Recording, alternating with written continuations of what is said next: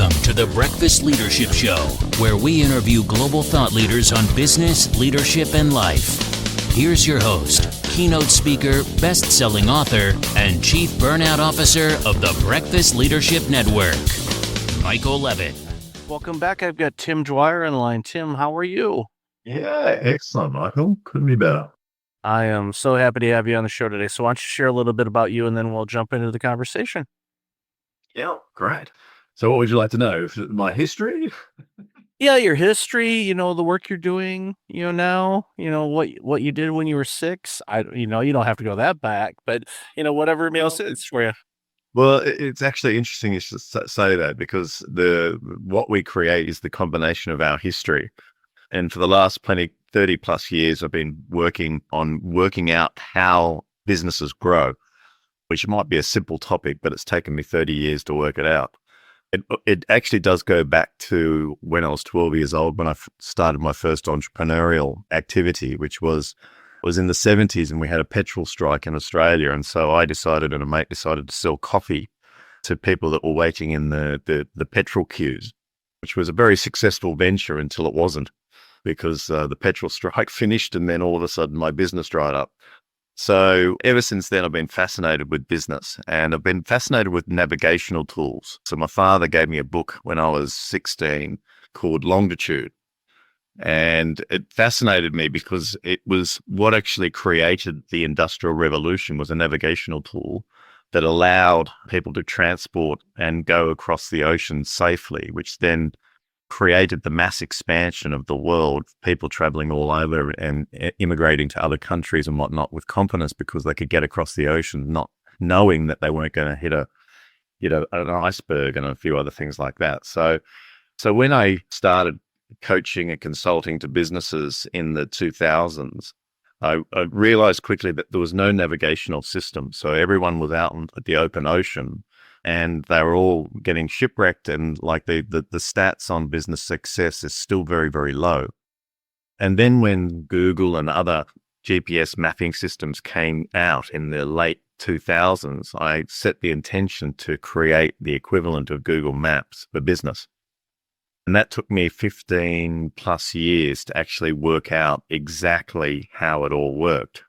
And the reason why it took me so long is because there's 3 layers to it, which is, there is the logical layer, which is the thinking and the strategy and whatnot. But then there's this layer called the heart space and the spiritual space, which is a lot of successful people can't tell you how they got to their success. They said, I just followed my nose. And what they were following was their intuition. And so therefore, in order to complete the map, I also had to map intuition. So I had to map the intuition, I had to map the heart space and the emotional journey that people go on. And then the logic then supports the heart, and it supports the intuition. And that's what actually creates the success. Amazing. You kind of discovered that in, 15 years is a long time to dedicate to something, but as you did your research, you realized, wait a minute, there's more to this than just, okay, how do we get to this point? It's like, okay, we got the mission and vision and values. Okay, check that box. Okay, great. Okay, we got the people. Okay, we're engaging them. Okay, that's good. But then there's so many nuances in, just because we have this human element, and we're multi-layered as well, some more than others, but there's just it creates. And a lot of people ask me, because in my career, I've been fortunate to do a lot of different things. And when I talk with somebody, well, how'd you learn how to do that? And it's just basically one of those tools that I picked up along the way. And I have to think about it, and I go, I think I learned that one in Chicago, in 2002. I didn't write it down in a notebook. I'm just reflecting on it, going, I think that's when I first started doing that. But it's one of those things where we bring all of those ingredients into the mix, and a lot of times we use them interchangeably. And some again are better than others at doing that if they're self-aware enough to know, what, this may work here, and, have that courage to be able to do what you need to do. Yeah. Yeah. So if we listen to our internal compass, it takes us to where we need to go. So when we're on pathway, or the right pathway, we'll be in calm and flow, and things show up for us when they need to show up. And when we're ready to push through any anxiety or any fear to get to the other side, that's what creates success.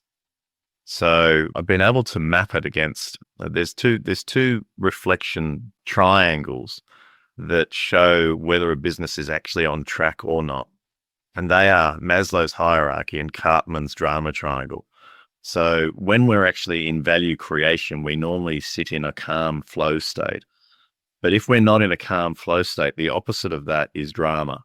And when we listen to our emotion, for instance, we can listen to the drama and then work out what we need to build next.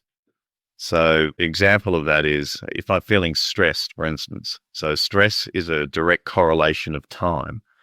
So we then need to have a look at, well, are we over capacity, or are we scheduled properly, or is there something else that's creating the stress in our lives? Maybe it could be a belief about the fact that there's not enough time, and therefore we create the fact that there's not enough time. So there's four different elements that we look at when the time issue is in play. If someone's frustrated, that's usually a direct correlation towards a capability gap. So there's a capability gap either in the owner or the leadership team, or there's a capability gap in their team. It doesn't matter where the capability gap is, that the frustration sits in the person that has it. And it's their responsibility to work out where the capability gap is and then fix it or resolve it. So when we listen to our emotion, we can then listen to what it is that we need to do next. And then in order to do that, what I did is created a map that can point people directly to what they need to work on and in what order. But the key thing is listening to the inside and working from the inside out, as opposed to taking the cues from the outside and working from the outside in. One of the things, when you mentioned the capability gap, came to mind was, a lot of managers and leaders struggle because, quite frankly, they were never properly trained on how to do their new role. They were great at whatever they did, but then they were promoted, but they were never properly trained. So that capability gap is there. And we see it a lot in what we call bad management or bullying or a lot of different things. In many cases, it's a self-confidence issue in those individuals because they know deep down they don't know how to do anything, but they want to save face. And sometimes the ego comes into play. It could be a variety of different things. And they're fearful that they might be found out, that they're not, they don't know what they're doing. Well, here's a spoiler alert for everybody listening. None of us know what we're doing. Okay. We really don't. I'm 56. I'll be 106. I still won't know what I'm doing. Okay. But that's the beauty of it. It's like you learn along the way. If you don't know how to do something, learn how to do it. I did something earlier today that I didn't know how to do. I learned how to do it. And I was like, okay, well, and because I had the confidence, I learned how to walk. That was a pretty big deal. From there, it's like, okay, everything else will be easy. I'm saying that tongue in cheek. It's not, but that's a pretty big hurdle to go over when you're just crawling around and figuring out how everything moves. But again, leadership, we see it time and time again where, leaders and managers don't feel confident. And, my guidance to those individuals is like, well, if you don't know how to do something, learn how to do it. And, go ahead. Yeah, well, there's a key thing around that, and this you're touching on the actual key to success. So if there's one thing that if a leader and an owner of a business or people working inside a business take on this one thing, their life will open up to them. Now, that one thing is what we call 100% responsibility for our emotions. So when we learn that no one can make us feel anything, and we learn to use our emotion as our compass, we can then use it to guide us into what we now need to learn. And then when we take 100% responsibility for learning that, then we pass through the next gate. Now, the opposite of that is when people blame others for how they feel. So that's what puts businesses into a spin. Now, sometimes people say, oh, well, I'll take 90% of what I feel, but the other 10%, someone else is to blame. Now, when that happens, it allows space for the blame game and the drama triangle to perpetuate itself inside a business. So an example of that is I'm not getting the outcomes for my clients, so therefore I'm going to blame my team for not getting the outcomes for the clients. When in actual fact, I blame no one. I take responsibility that my team hasn't been developed and I haven't trained them well enough to get the outcomes for the client. So as soon as every single person, like the best leadership teams I ever work with are the ones that flip across into every single person takes 100% responsibility for how they feel, and then they take 100% responsibility for their actions in a positive way to resolve the perceived negative emotion. Now, when that happens, a business absolutely opens up and flies, but it's a taught skill. So we're not taught about emotions and how to regulate emotions when we're our kids. We're not taught the 4 virtues of how to create the most wonderful life. We don't teach that at schools anymore. And as a result of that, everyone's, as I said at the beginning, everyone's in the ocean without a navigational tool, and they're running their emotions with unconsciously making decisions through the negative emotions. Yeah, and you're in the middle of the ocean and you're not sure which way north, south, east, or west is. Hopefully you're a good swimmer or if you're in a boat, hopefully that boat is solid because, you may, it's like, smooth sailing now, but, there's a storm coming. If you don't recognize that, you could be heading directly into it instead of away from it. And we see that time and time again with leadership that they don't see something down the road. And I had a conversation with the organization yesterday and I asked them, how things were going, because economically speaking, in certain parts of the world, it's been a little challenging over the last 5 years, lots of ups and downs, whether it's pandemic, inflation, wars, you name it, the same old stuff that we have from time to time in humanity. But I asked, how are they doing? And, they said, we're on solid ground and we're doing this, but then, we want to, we're looking to take on this gigantic project that is, they're basically, punching above class, they're, a super lightweight and they're going into the ring with a heavyweight. Now, biblically speaking, you could revert to David and Goliath in that story, but in this particular situation, I'm like, do you know what you're getting yourself into? Because that is a completely different arena, different skill sets, different parameters, different everything. And I love their confidence, but knowing that industry as much as I do, I'm like, I don't think you're ready. And I had to frame it in such a way where I didn't want to hurt their feelings per se, but I wasn't going to do them any favors by saying, you've got this, you can do this, when I know if they don't rethink this or recalibrate in a few areas, they're going to get demolished. And I don't want that for them. So, I left that meeting going, that wasn't comfortable for them to hear, but they needed it. And hopefully they'll make, the right choices. If they still want to pursue it, by all means do it, but understand, there's a few steps that they're not thinking of because they don't know about them. But I think that's one of the reasons why it's so important to have, again, those navigational guidelines and whatnot. So I want to segue over to your book, and because I know, go ahead. I'm sorry. No. I just before we go there, I mean, I can include the book in there. So what happens is, it's like when you said before that people get promoted beyond their capability, when that happens and they're not given the tools to develop themselves and create the capability, or they don't find those tools themselves to create the capability, what ends up is drama, and drama then sinks a business. Now, when you've got a tool and when you've got a navigational system, you can preempt what's actually going to happen in the future before you make a decision to promote someone, or in your case, what you just mentioned there, before a business decides to take the next big leap. If they know what the next big leap looks like, they can pre-build the capability, or know that they need to commit to creating that capability to create the success in that next venture. It's when they don't know what the capability is coming up that they need, is when they then fall into the trap of making a too big a decision not having the capability, not developing the capability, and as a result, that venture then fails. So in the Ptolemy book, and the Ptolemy map, what I've written is all the different spin and spring cycles. Now, there's ways that you pre-build infrastructure inside a business for the next jump, for the next leap, for the next spin cycle that it's going to take. Now, I'll give you some examples. Like if we just take mathematically for a moment, 95% of businesses don't get past 10 people. You can put that into ChatGPT, and in the US, you'll see that less than 95% of businesses get past that.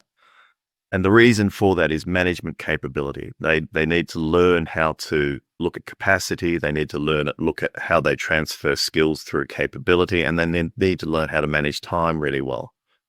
Now, once a business has those foundational points, it can grow through nicely through between 10 and 20 people. But then once a business goes past 15, it needs to have really solid cultural agreements in place, because now the founder is no longer doing all the hiring.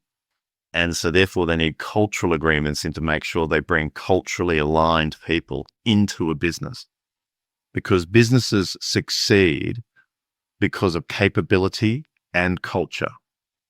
And they also fail because of a capability gap or a cultural misalignment.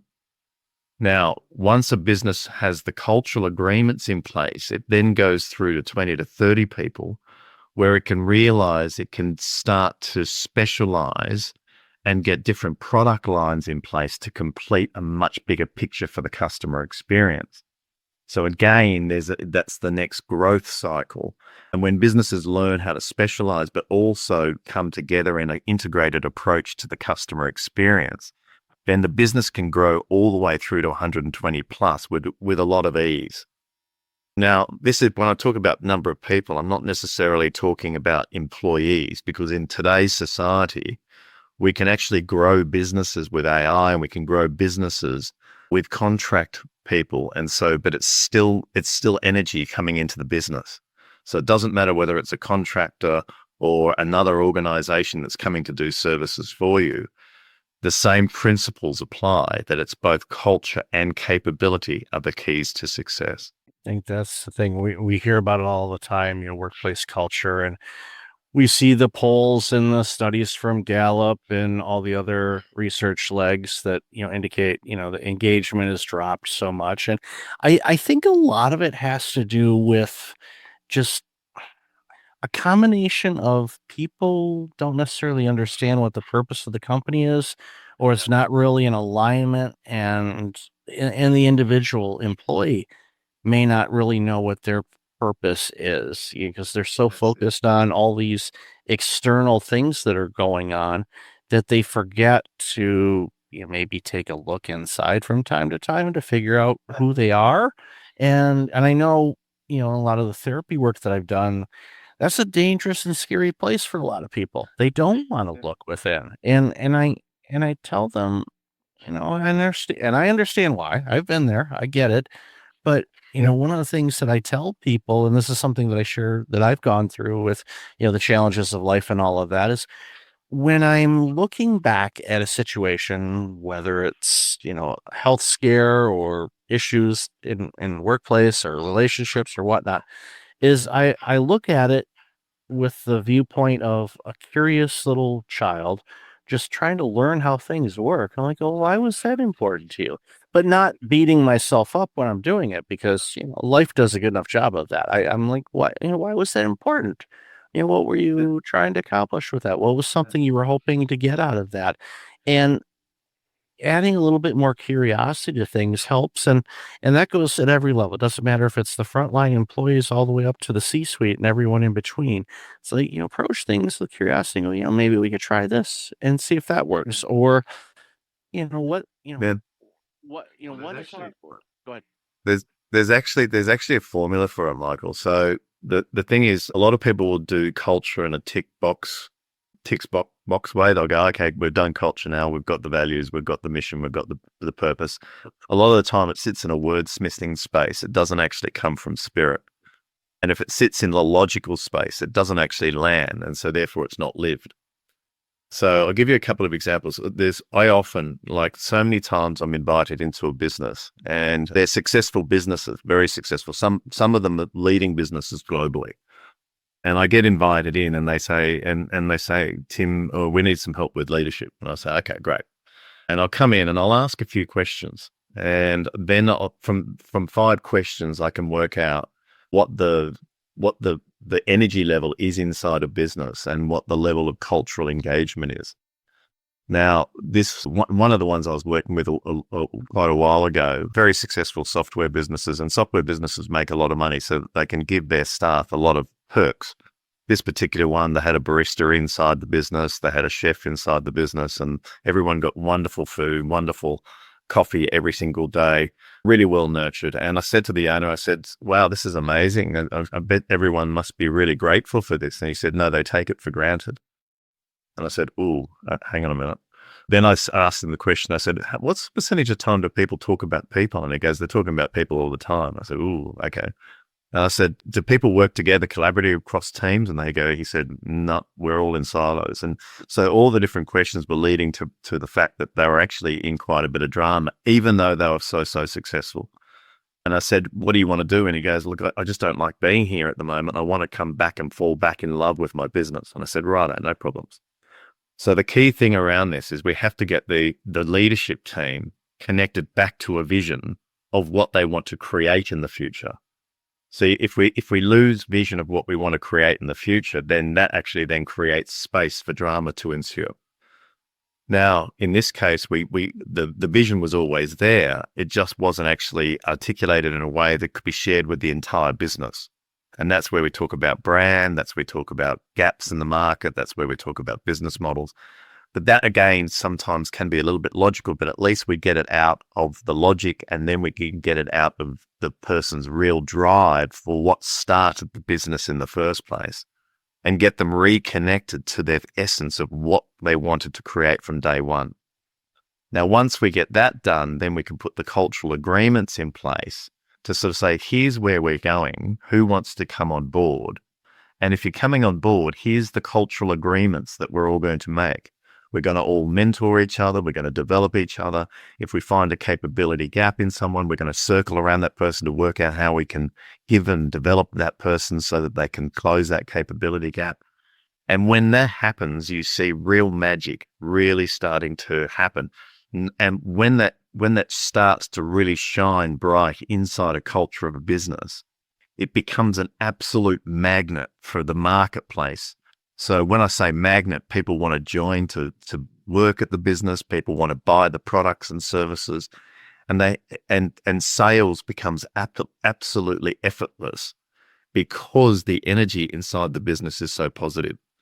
It takes a little bit to do it, but the thing around it is culture is not a tick the box. Culture is everything. Culture is the energy that magnetizes a business. And when you walk into a business like that, it's incredible. So 6 months later, I walked into this client. We did another retreat, but as soon as I walked in to and they'd implemented everything that we'd worked on. As soon as I walked in, it was like listening to a dance party. Everyone was just chitty-chatting. Everyone was enjoying the food. The chef was being fully acknowledged for his beautiful creations that he would make. The barista was laughing with everyone. It was a completely different energy because everyone now flipped into gratitude. They were now in a completely safe space where they could share how they were actually going because they knew that they weren't going to get trampled. They were going to get supported. And then people started working across departments. And the whole business just went completely gangbusters again. Yeah, it's a beautiful story, and it involves intent and accountability and finding people where they are and, creating that space for them to thrive. And when you put those ingredients together, that's when you see magic, Tim. So love this conversation. I know it's amazing. Where can people find out more about you and all this amazing work you're doing? So if they go to Ptolemy, TOLEMY.com, that's our website. And there's a tab there called book, and there's a tab being created called resources. So if the book comes out in August 2025. But if the people want to pre-register for the book, and if they want a signed copy, just let us know. And that book will be, it's a fairly big book, but I've written it in such a way that there's lots and lots of case studies and stories in it, so that doesn't matter the size of the business, doesn't matter if you're starting out, doesn't matter if you've got 100 people, doesn't matter if you've got 1,000 people. The book's written in a way that it's relevant to all scale and sizes of business. So if people want to pre-register, and I'll make sure they get a copy. Awesome. I'll definitely have that as show notes, and congratulations again on the book. I know it took you a while to get it out there, but that's a reason. It's, every ounce and every page of that book is going to serve so many people. So Tim, thanks again for being on the show. Really appreciate it. Thanks, Michael. Wonderful. Thank you. Thanks for listening to the Breakfast Leadership Show, part of the Breakfast Leadership Network. Visit breakfastleadership.com for tips on empowering your business and your life.